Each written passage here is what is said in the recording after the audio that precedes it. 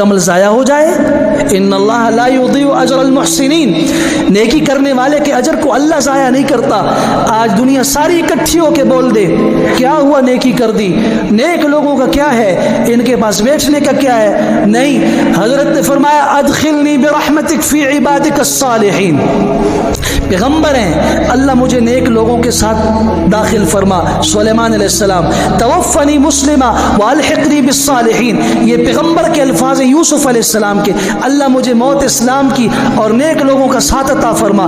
इमामुल अंबिया सल्लल्लाहु अलैहि वसल्लम ने फरमाया मअल्लज़ीना अनअमल्लाहु अलैहिम मिनन नबिय्यीन वस्सिद्दीक़ीन वश्शुहदा वस्सालिहीन, अल्लाह इन नेक लोगों का साथ मुझे भी अता फरमा।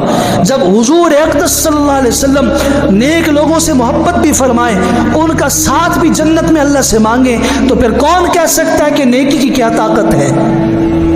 कौन कह सकता है नेक लोग क्या हैं?